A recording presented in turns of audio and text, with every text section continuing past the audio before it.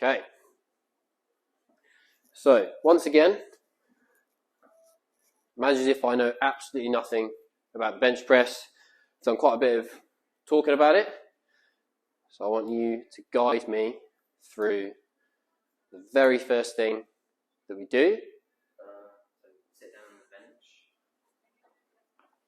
Roll your shoulders back. Roll the shoulders back. Lean back.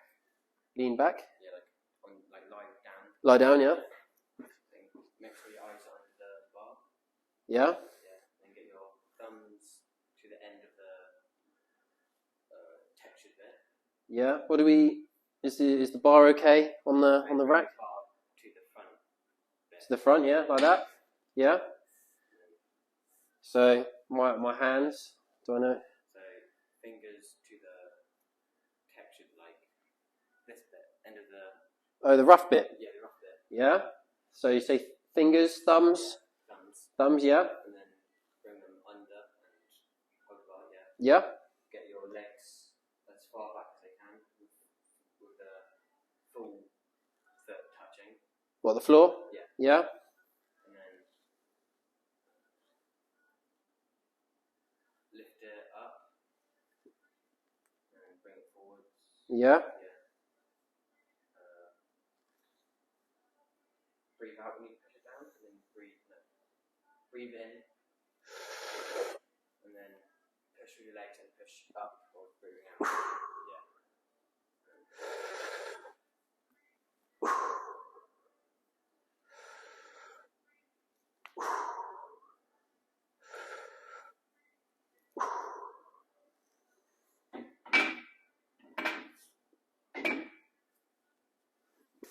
Nicely done. Anything I missed? Core, squeeze the tummy and the glutes. The reason for that, I didn't actually tell you why, it's just to stabilise yourself. If they're sort of all weak and sort of floppy, the bar might be doing that. So you just want to keep the core engaged, squeeze the glutes together. Other than that, spot on. Just remember, like with the bar, make sure it's on the edge of the rack. One thing I forgot to mention to you, wrists. Yeah, knuckles pointing towards the ceiling. Knuckles always facing the ceiling. Yeah, or is it like bench or wrist? Absolutely, yeah. Especially when you start to get a little bit heavy. You always want to make sure that your wrists are as firm as they possibly can be. Because say if you're going for that 1 rep max on 60 and you're putting all that pressure through the wrists, they'll certainly hurt, that's for sure. No, good work. Really good work. Okay, so I'll move this away. So we're going to go into squats now. That's it. Okay, we'll go to your height. Is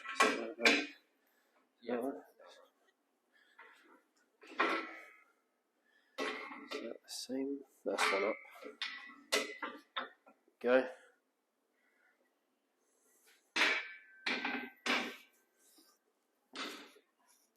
Okay, so squats now. I know you said you like a squat. Yeah. I know we did box squats this morning. We're going to, of course, do proper barbell squat. What you're going to do, of course, is show me.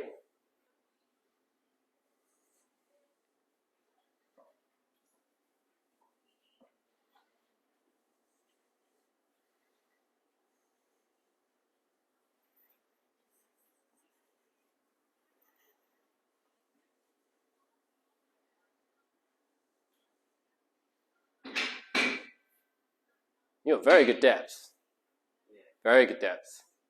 Definitely want to look after those knees because they're people with bad knees, I should say, certainly can't do that. So. This knee is fairly weak sometimes, but. Is it? Yeah. You right or left-handed? Left-handed, but I kind of like mixed it. Right. Okay. Where do you play in rugby? You like scrum half or? On the wing. On the wing. Okay. So. Yeah? You're fast.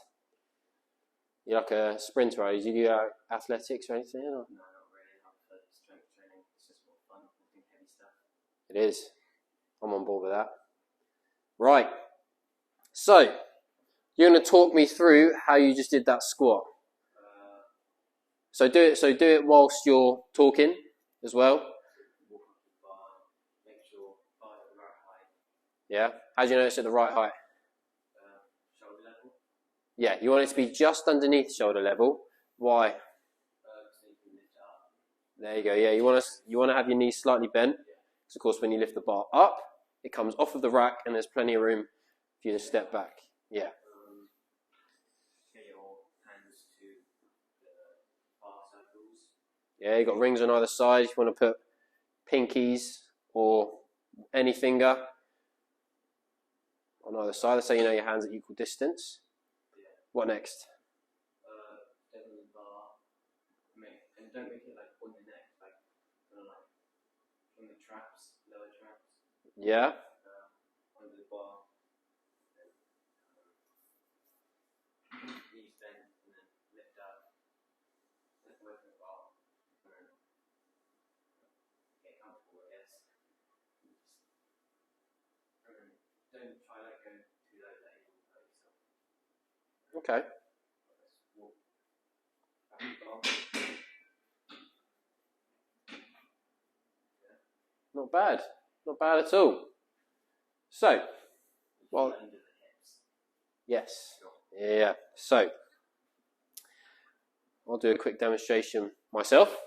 So I'll teach you how we teach here. So, of course, you've got the barbell squat. You're a little bit shorter than I am, so this would normally be a little bit higher. But exactly the same in terms of setup. You've got the two rings on either side. I'd go pinky on one of the two, so your hands, you know your hands are equal distance apart. What you're then going to do, you're going to get underneath the bar. Like you mentioned, you're going to have it on the traps. One way to do that is actually just squeezing the shoulder blades together a little bit, because what you want to do is you actually want to create a bit of a cushion. Absolutely, yeah. And like you said, you don't want it on the neck, you want it on that cushion where the traps are. So you're going to get underneath the bar. You're going to stand up, take a step back, adjust the feet to shoulder width apart. You're going to have your feet pointing out very slightly. Why do you reckon that is? So your knees don't bend inwards. Yeah, good answer. You actually want your knees to follow where your feet are going. You can't have your toes pointing inwards without your knees following. Do you know what I mean? It's exactly the same. Toes point out, knees are going to follow. What you do see with a lot of people is they think that they're going to need to keep their chest up. Like that. So when they squat, they arch their back a little bit, and then they'll try and squat. It will hurt your back. Yeah. So what you do is you engage the core, you lean forward very slightly, push those hips back, as you can see, keeping the back straight, then you go into the squat. Instead of squatting like that, lean forward, hips back very slightly, then we're into that squat. And at the very bottom of the movement, you want to have your thighs parallel with the floor. Another little cue, which is very, very handy, which a lot of people will ask about, is breathing. I want you to imagine as if you're squatting underwater. So, the water is underneath your chin. You're going to take a nice deep breath in, and you don't breathe out until you're at the